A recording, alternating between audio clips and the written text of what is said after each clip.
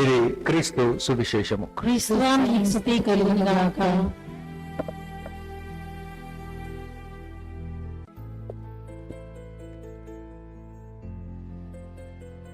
కొన్ని ప్రశ్నలకు మనం సమాధానాలు ఇస్తూ ఈరోజు ధ్యానించే ప్రయత్నం చేద్దాం.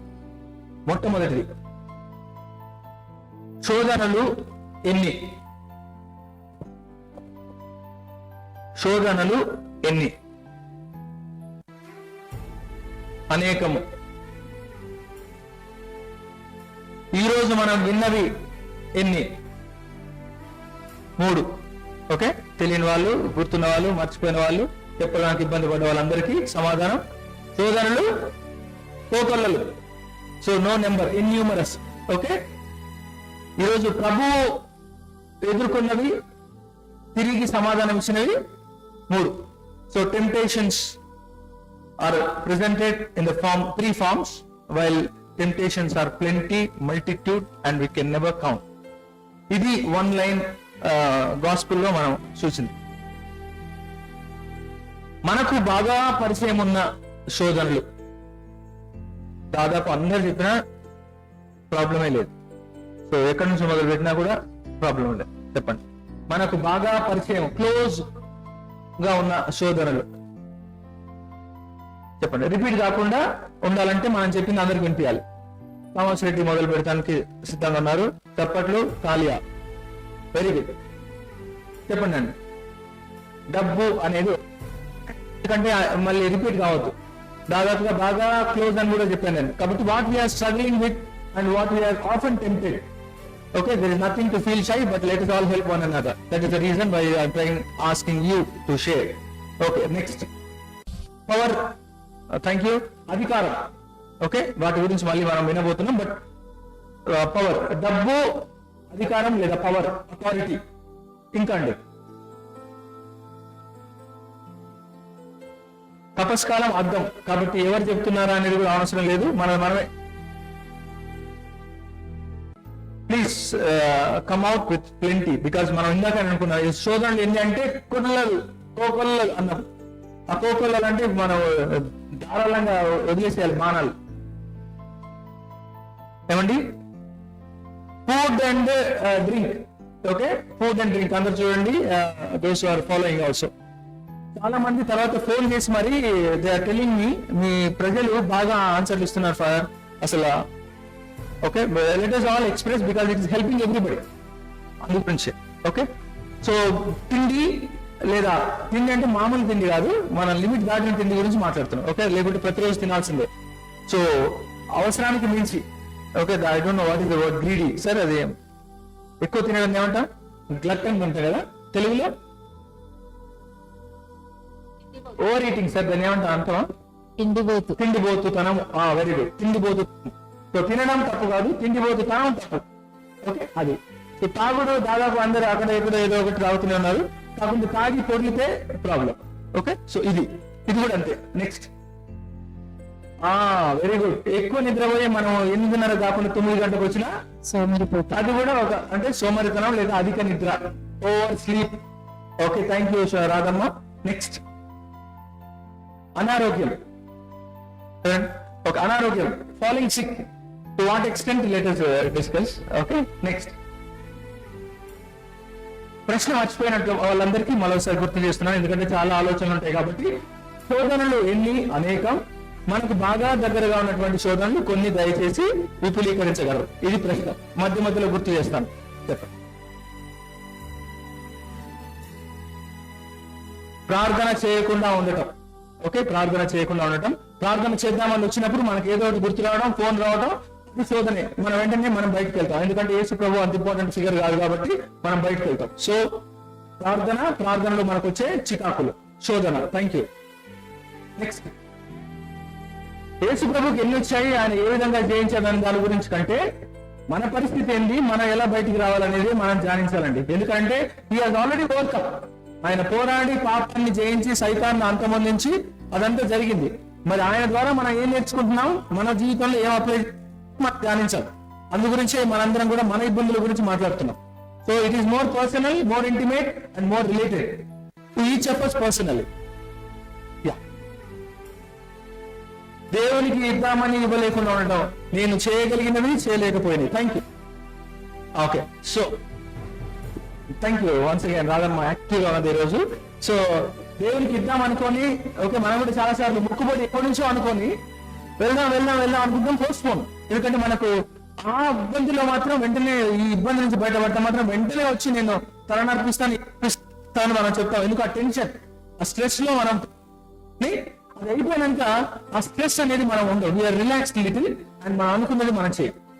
దేవునికి ఇవ్వడంలో కావచ్చు, ఇతరులకు ఇవ్వడంలో కూడా కావచ్చు. మనం భాష చేస్తాం, ఆ మాటను నిలబెట్టుకోలేకపోతున్నాం. చేసిన ప్రమాణం నిలబెట్టుకోవడం, అది దేవునికి గురువులుగా కన్యాస్త్రీలుగా చేసే ప్రమాణం కావచ్చు, భార్యాభర్తలుగా ఒకరికొకరికి చేసే ప్రమాణం కావచ్చు, లేదా రూపంలో దేవునికి నేను ఇది ఇస్తాను అని చెప్పేటటువంటి మాట కావచ్చు. ఇవన్నీ ప్రమాణాలు. Different ways of thing and breaking the vow is also one of the kinds of breaking or yielding to the sin. Yes, ఇంకా duty very good. Thank you once again Shankar sir. ఇది కేవలం స్త్రీలకు సంబంధించినదే కాదు. ఈ రోజు మనందరం మాస్క్లు కూడా, మగవాళ్ళు కూడా మ్యాచింగ్లు పెట్టుకుంటున్నాం. కాబట్టి ఎంత అంటే ప్రతి చోట ఈ ఆకారానికి, ప్లెజర్ కి సంబంధించిన దాంట్లో దాదాపు అందరం అవుతున్నాం. నిన్న నేను ఒక టీచర్ తో దాదాపు ఒక అర్ధగంట 45 నిమిషాల పాటు డిస్కషన్. టీచర్ వెళ్ళేటప్పుడు టీచర్ ని చూసి వాళ్ళు ఏం నేర్చుకోవాలి? టీచర్ బోధించేటటువంటి జ్ఞానం నేర్చుకోవాలి. కానీ పట్టు బొట్టు నేర్చుకోవాల్సిన అవసరం లేదు. ఈ జబ్బు నుంచి మీరందరూ బయటికి రావాలని ఒక ఇద్దరికి ఫోన్లో క్లాస్ పెట్టడం జరిగింది. ఎందుకనంటే, ఎందుకు టీచింగ్ గా మనం ఎలా వెళ్తున్నాం అనేది ముఖ్యం అయిపోయింది. ఎలా ప్రిపేర్ అయ్యి వెళ్ళాం పిల్లలకు చెప్పడానికి అనేది లేదు.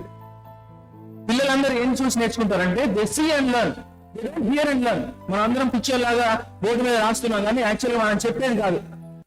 మనం ఎలా వెళ్తున్నాం, మనం ఎలా దిగుతున్నాం, ఎలా చేస్తున్నాం, మన నడకను బట్టి వాళ్ళు తప్ప బాగా బోధిస్తున్నందువల్ల కాదు. సో బెస్ట్ టీచర్స్, బాగా నాలెడ్జ్ ఉన్న వాడు కూడా కొన్నిసార్లు అది పిల్లలకు నేర్పించడంలో ఫెయిల్ అవ్వచ్చు. ఎందుకు? Because they are seeing something else, not what you teach but the way you present. కాబట్టి మన కట్టుబొట్టు గురించి కాదు, మన బుర్ర, మనకున్న తెలివిని, జ్ఞానాన్ని వాళ్ళకు నేర్పించడంలో ప్రిపేర్ అయిపోయింది. ఎందుకంటే నిన్న టీచర్స్ అందరూ కూడా తెలుసు, నేషనల్ ఎడ్యుకేషన్ NEP 2020, ఓకే, దీని గురించి. సో ప్రైమరీలో ఎలా 3+3+3 అని తెలుసు, నేను చెప్పాల్సినటువంటి అవసరం లేదు. పిల్లల విద్య ఎలా వెళ్ళాలి, ఏంటి, దానికి ఏం ప్రిపరేషన్, ఎలా మారింది, 95 ఉన్న రూల్ ఎలా మారింది, ఎడ్యుకేషన్ ఇప్పుడు ఎలా ఉంది, అందరికి కూడా దాదాపు అవగాహన ఉంది. దాని మీద చాలా చాలా స్టడీస్ జరిగాయి, అందరూ అప్డేట్ అయి ఉన్నారు నిజానికి, ఓకే, NEP గురించి. సో ఇది out of the way. But still ఎందుకు ఇదంతా డిస్కషన్? దేని గురించి? మీరు ఎలా తయారైపోవాలనే దాని గురించి ఒక పాయింట్ కూడా లేదు. ఎలా పిల్లల్ని ప్రిపేర్ చేయాలి, దానికి నువ్వు నీ మేధస్సును ఎంత ఇంప్రూవ్ చేసుకున్నావు. How are you updating your knowledge to the times and how are you is the way which you all should think. ఇది అలానే మనందరం పెయిన్ చెప్తున్నాం. నెక్స్ట్ ఇంకా టెంప్టేషన్. సో బ్యూటీ గురించి వచ్చిన పాయింట్ లో చెప్పడం జరిగింది. కాబట్టి మన ఆత్మాన్ని గురించి ఎన్నో శ్రమలు, ప్రయాసాలు పడుతున్నాం, సమయం కేటాయిస్తున్నాం, ఓకే. వాటికంటే మించి మరొకటి మనం ఆలోచించాలి, అదొక శోధన. అన్ని మంచి చేసి దూషిస్తే కూడా వేస్ట్, ఓకే అమ్మా, అర్థం?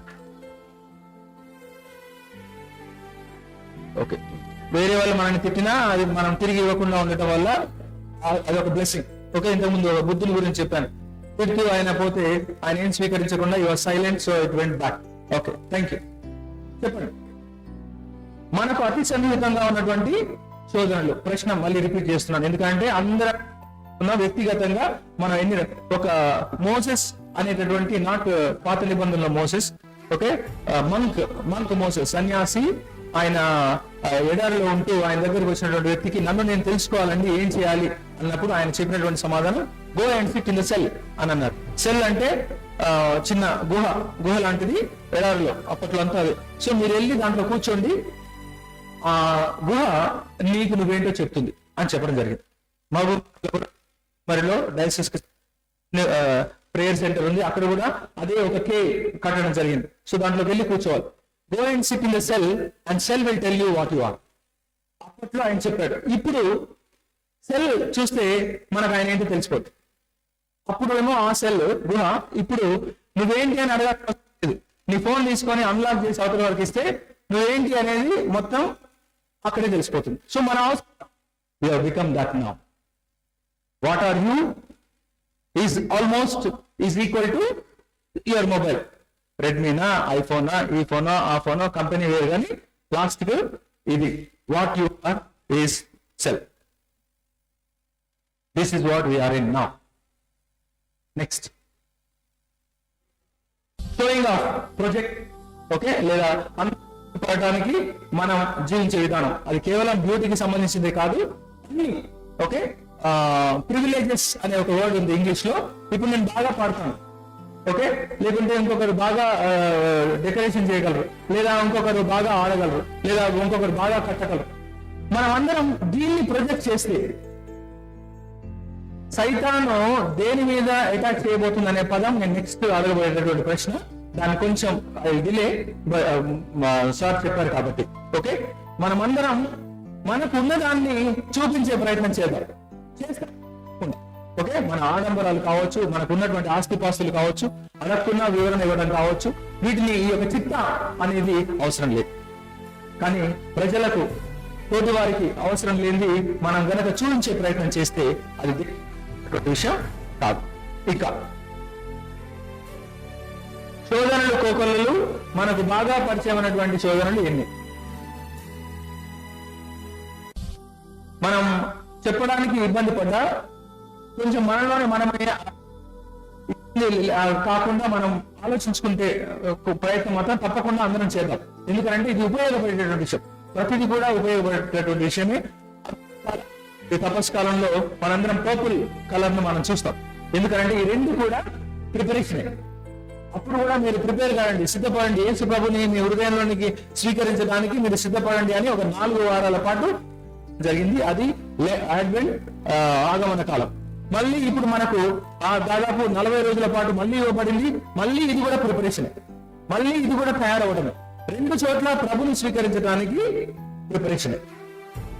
కాబట్టి అక్కడ 40 రోజులు, ఇక్కడ 30 రోజులు, దాదాపు 70-80 రోజుల పాటు 360 రోజుల్లో ప్రిపేర్ విషయం మీదనే మనందరికీ కూడా వాక్యాలు ఇవ్వబడ్డాయి, ధ్యానించబడ్డాయి. ఎందుకంటే మనం చూసుకోవడానికి ఈ యొక్క సీజన్ అనేది ఇవ్వబడి మన గురించే స్వార్థంతో కాదు, మెరుగుపరుచుకుంటూ ఉండడానికి మన గురించి మనం ఆలోచన చేసే సమయం.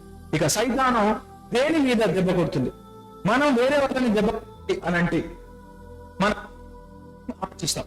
చెప్పండి, ఇది వేరే వాళ్ళకి సంబంధించింది కాబట్టి అందరం మాట్లాడచ్చు. ఇప్పుడు మనము వేరే వాళ్ళని దెబ్బ కొట్టాలి అంటే మనం దేని గురించి ఆలోచన చేస్తాం? చెప్పండి. అది కాదమ్మా, ప్రశ్న ఏంటంటే మనం ఇతరులని ఇరుకున పెట్టాలి అనుకుంటున్నాం, ఒకరిని బుక్ చేయాలనుకుంటున్నాం, ఒకరిని బుక్ చేయాలనుకుంటున్నాం. ఏం చేస్తాం?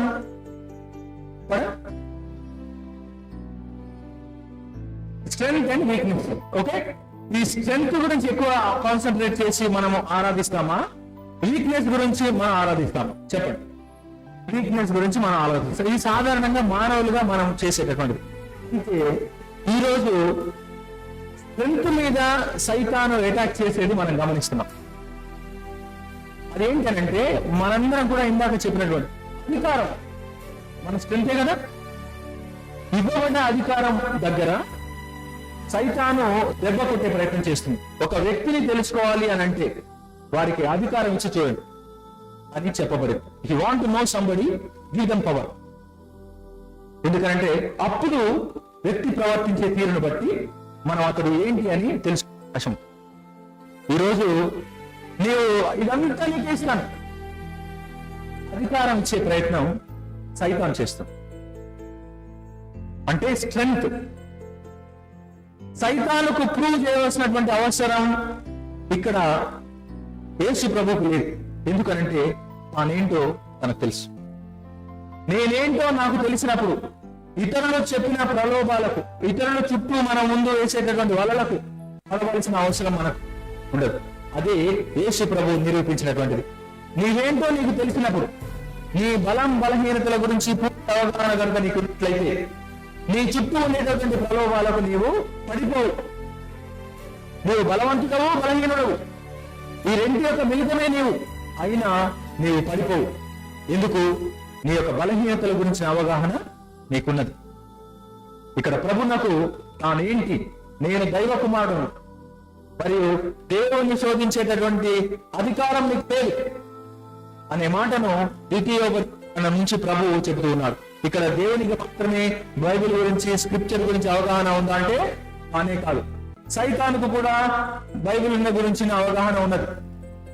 అందుకే ఇలా రాసింది కదా అని సైతాను కూడా.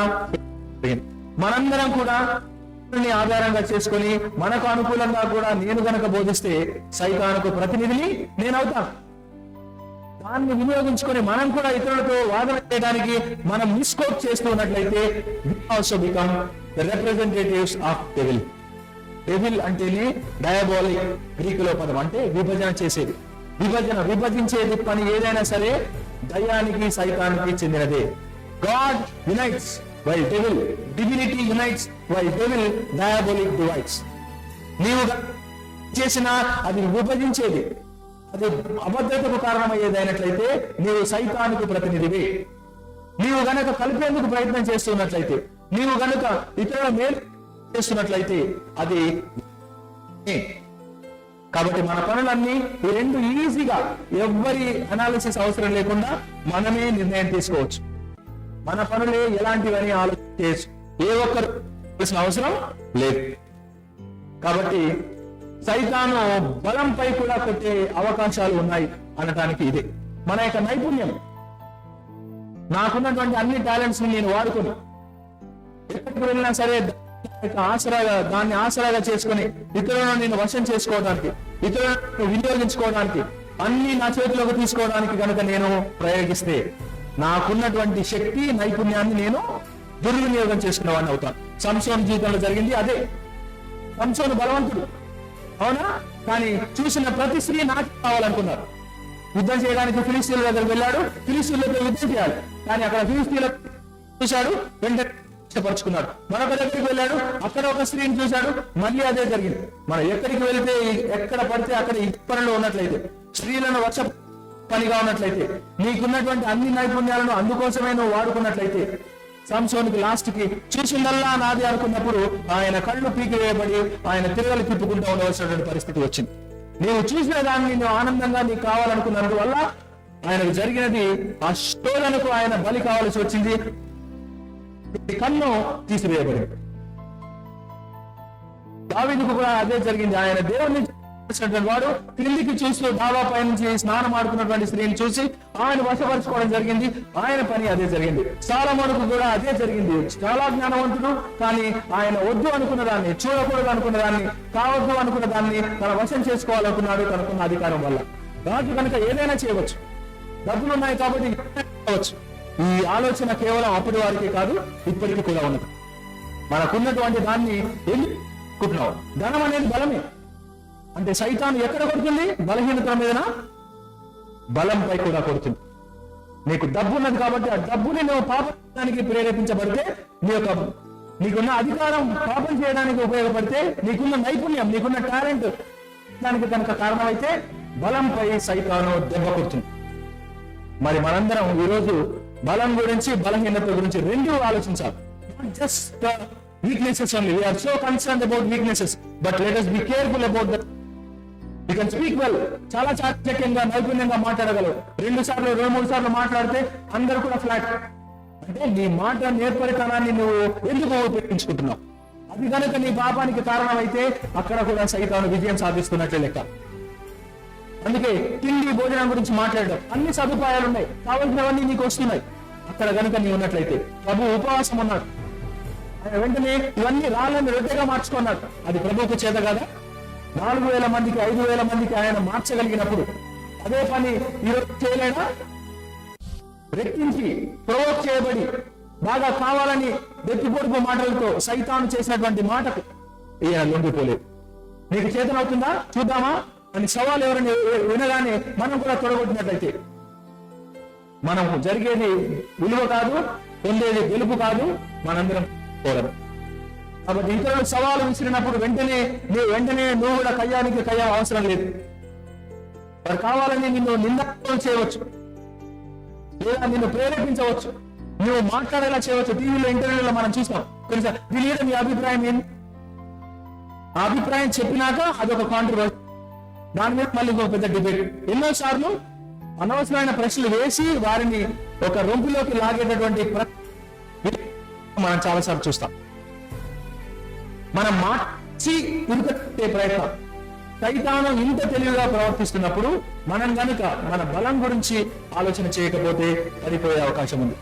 బలహీనతలు మాత్రమే కాదు, నిన్ను పడవేసేవి బలం కూడా అని ఈరోజు మనందరం కూడా తెలుసుకునే ప్రయత్నం చేద్దాం. ఎందుకంటే God gives not the chances to overcome, but he gives you the strength to fight against. ఇదే కొరింథీయులకు రాసినటువంటి లేఖలో ఆయన నిన్ను మోయలేనటువంటి భారాన్ని, నీవు సాధించే లక్ష్యాలను ఆయన ఇవ్వడు. నీవు చేయగలిగేది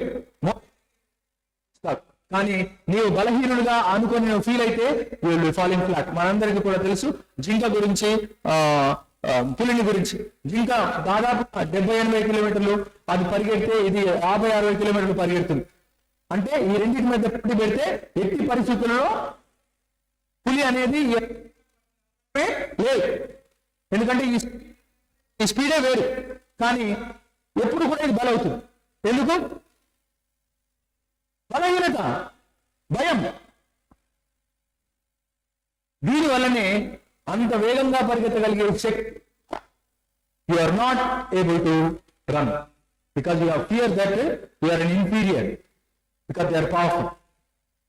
ఇతరుడు వాళ్ళు నేను పోరాడలేను, నా వల్ల కాదు, నేను చేయలేను, నేను చదవలేను, నేను ఆడలేను, నేను పాడలేను, నాకు రాదు, ఈ ఆలోచనతోనే నీవు సగం ఫెయిల్ లెక్క. ఎగ్జామ్ కండక్ట్ చేసిన అవసరమే లేదు, స్టేజ్ ఎక్కడమే లేదు, మైక్ పట్టుకోవాల్సిన అవసరమే లేదు. Because you're already giving up. చేతిలో ఉండవలసినటువంటి ఆయుధమే నువ్వు తీసుకోవడానికి ఇబ్బంది పడ్డప్పుడు పోరాటం చేసే అవకాశం ఎక్కడ? కాబట్టి మన వ్యక్తిని తెలుసుకునే ప్రయత్నం చేద్దాం. No yourself. ప్రభునకు తాను ఏంటో తను తెలుసు కాబట్టి సైతాను ఏ విధంగా పెట్టినా, అది కావచ్చు, కావచ్చు, ప్రివిలేజ్ కావచ్చు, పవర్ కావచ్చు, he did not yield because he knows what he is. If you and I know what we are, no one can provoke us and lead us to sin. ప్రభు తీసుకెళ్లబడ్డాడు అన్నాడు అంటే not what the evil spirit. యోర్దానులో ఆయన ఆశీర్వాదం పొందిన తర్వాత ఆయన ఆత్మచేత, దేవుని ఆత్మచేత ఆయన వెళ్ళాడు. సైతాను వెనకాల వెళ్ళి శోధించి ఆ తర్వాత వెళ్ళిపోయి last verse of the day gospel మళ్ళీ మొదలు. ఇట్లు ఆ సైతాను అనేక విధముల శోధించిన పిదప, next line is more important, సముచితమైన సమయమునకై ఆయనను విడిచి వెళ్ళెను. అంటే అర్థమైందండి? నాట్ ఎ సినిమా వస్తుంది కానీ కొన్ని సినిమాల్లో రెండవ భాగం, అవునా? ఇప్పుడు అన్ని సీక్వెల్స్ అయ్యాయి. ఇదే స్టోరీ ఈ రోజుతో అయిపోలేదు. మళ్ళీ రేపు ఓ స్త్రీ రేపు రాలాగా తప్పకుండా టైం కోసం వెయిట్ చేసింది. అందుకోసమే మళ్ళీ ఆయన బోధన మొదలు పెట్టినప్పుడు కిరీటం తీసుకొని వచ్చి మీరే మాట్లాడి మీరుంటే బాగుంది.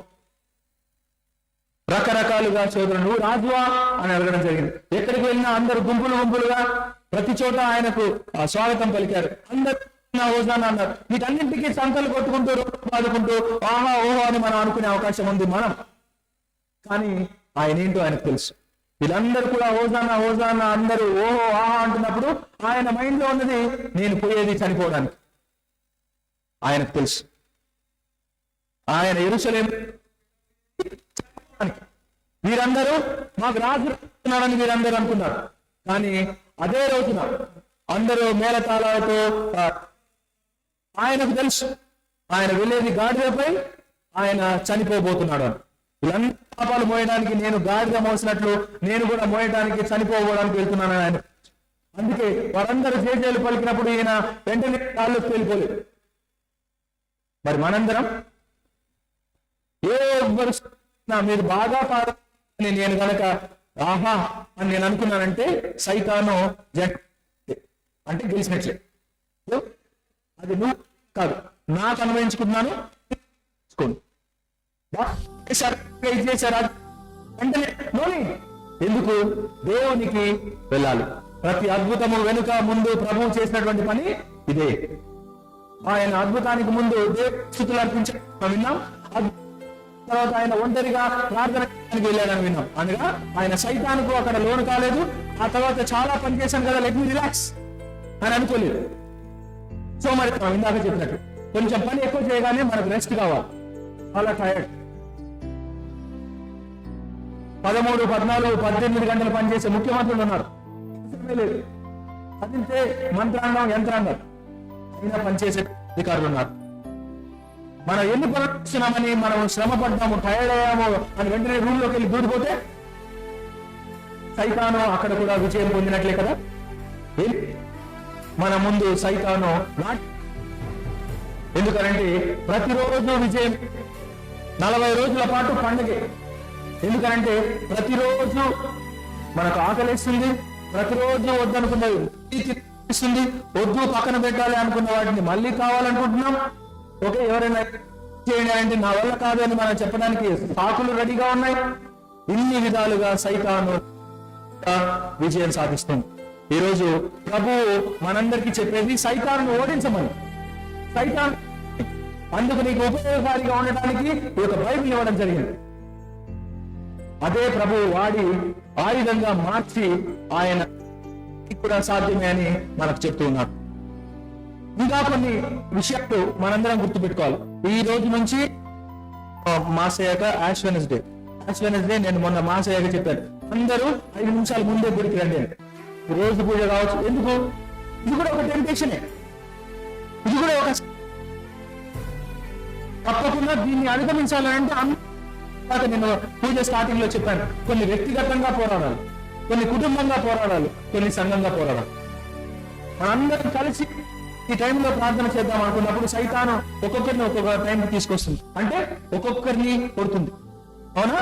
మందపై సింహం వచ్చి వెంటనే అన్నిటి మీద పడదు, ఒక్కదాని మీదనే అటాక్ ఉంటుంది. దాని concentration is only on one in the flax. One rotten fruit is enough to spoil entire basket. This happens in every family. Not every family is bad. One enough to trigger. Everywhere it happens. Evil, Satan will attack on one. And from there it spreads. అందుకే ఇద్దరు భార్యాభర్తల మీదకి వచ్చేసి మీరిద్దరు కలిసి కూర్చొని ఈ Apple తీసుకోండి, తర్వాత నైఫ్ తీసుకోండి, తర్వాత కడగండి, శానిటైజర్ వేయండి అని చెప్పలేదు. ఆదాము దగ్గరికి వచ్చి బాబు ఇది తిను, ఇది జరిగింది. ఆ తర్వాత వెంటనే అక్కడ you are tempted to food, you are tempted something which is pleasurable, you are tempted very alluring to the eye and to the taste and to the body, one after the other. అంటే ఒక వ్యక్తిని ఆలోచన, పని ఇవన్నీ కొట్టిన తర్వాత next automatic గా అక్కడే ఉందా పాము, ఈయన పని అయిపోయిందమ్మా, నెక్స్ట్ నువ్వు అంతలో వారి పూజ అప్పుడు ఒకరి తర్వాత ఒకరు బ్రెడ్ ఇచ్చినట్టు ఇక్కడ ఒక యాపిల్ ఇంకొక యాపిల్ ఇవ్వలేదు. What happen there? అవునా? ఒక్కటి చాలు, మనమే పంచుకుంటాం, ఒకరితో ఒకరు పంచుకోండి. ఏం పంచుకుంటున్నాం అంటే ఇది సైతాను ఒకరికి తగిలిచ్చి అది వెళ్ళిపోతుంది, తర్వాత మనం చేసుకుంటాం పోతున్నది అన్నట్టు మనము సైతాన్ ఇచ్చిన తర్వాత దాన్ని అందరం మనం పంచుకుంటాం. This is what we are doing. We are spreading the bad news, supposed to be spreading the good news. ఇక గాసిప్, చెడుని ప్రచారం చేయడం అనేది హీనమైన దురదృష్టకరమైనటువంటి శోధనల్లో ఒకటి. ఇది ఎంతగా వ్యాపిస్తుందో మనం ఎవ్వరికీ చెప్పవలసిన అవసరం లేదు. సో వీటిపై మనందరం కూడా పోరాటం చేద్దాం. అధికారం ఈరోజు మనందరం చూస్తున్నాం, కూడా అందరం బాధ్యతలమే. ఏ కారణం చేత ఒకరిపై ఒకరు పట్టు మాట నెగ్గాలి. రకరకాల కారణాల వల్ల యుద్ధం అవుతుంది. యుద్ధం విభజనకే కదా, యుద్ధం నాశనానికే కదా, ఆర్థికమైనటువంటి సంక్షోభానికే కదా. ఎన్ని విధాలుగా అందరం ప్రభావితం అవుతున్నాం. ఒక్కరు ప్రభావితమయ్యి ఆ తర్వాత ఇంకొకరు ప్రభావితం అయ్యారు. అదే తొలి దంపతులకు జరిగింది. ఈ రోజు ఒక వ్యక్తి ప్రభావితం కాకుండా నిలబడ్డాడు, ఆయన ఇంతమందికి మంచి చేయగలిగారు. తొలి ఆదాము తాను చేయడం వల్ల పాపం ఎంటర్ అయింది. రెండో ఆదాము ప్రేమించే చేస్తే తప్పకుండా నిలబడ్డాడు. కాబట్టి మనమందరం కూడా ఆదాము వల్ల బయటపడే అవకాశాన్ని ప్రభు ఇస్తున్నారు. నాలా చేయండి, నీవేంటో కనుకో, నీ యొక్క ధైర్యం ఏంటి, నీ యొక్క భయం ఏంటి, నీ యొక్క బలం ఏంటి, నీ యొక్క బలహీనత ఏంటి. Let us all prepare. Let us all prepare seriously what we are and how am I good at and how I am failing to. ఈ రెండు పాప సంగీతం జపం అంటే మనం చెప్తాం ఏమని, చేయగలిగినవి చేయకూడదు. ఈ రెండు విడు వద్దు అన్న వాటిని మనం కొన్ని చేస్తున్నాం, ప్రార్థన చేయాలి. ఉదాహరణకు ప్రార్థన చేయలేకపోతున్నాం, చెడు మాట్లాడకూడదు అనుకుంటున్నాం, చెడు చేస్తున్నాం. సో రెండు, కొన్ని చేయవలసినవి ఉన్నాయి, కొన్ని చేయకూడని ఉన్నాయి. Dos and don'ts, and this is where we are failing. కాబట్టి ఇది మనందరం ఆత్మ విమర్శ చేసుకునే ప్రయత్నం చేద్దాం. ప్రతిదీ కూడా నాకు నేనే చెప్పుకుంటున్నా, ప్రభు నా వీళ్ళందరూ కాదు అనే ఆలోచన ఒక్కటి చాలు, మనం కొంతైనా సరే ఎదిగే ప్రయత్నం చేయటానికి. అందరం కళ్ళు మూసుకొని కొన్ని క్షణాలు ఎన్ని విషయాల్లో ఎన్ని నా మనసులోకి వెళ్ళాయి, ఇవన్నీ వినేటప్పుడు నేను ఎన్ని కిలోమీటర్లు వెళ్ళాను, ఇది కూడా కొంచెం ఆలోచించుకొని మనందరం ఏకాగ్రతతో మరికొన్ని క్షణాలు మనలోనికి ప్రయత్నం చేద్దాం. హృదయం అనే ఎడారిలో మరొకసారి మనం నడిచే ప్రయత్నం చేద్దాం, ఆలోచించే ప్రయత్నం చేద్దాం. ప్రభువా, నేను ఎన్నో శోధనలలో తిప్పుకుంటూ ఉన్నాను, ప్రతిరోజు మళ్ళీ వాటిని పదే పదే కొనసాగిస్తున్నాను. I'm repeating the sins which I'm inclined to, addicted to. I'm not bored of doing wrong. Lord, help all of us that we may fight against as a community, fight against as a family, fight against as a couple, and fight against solely alone.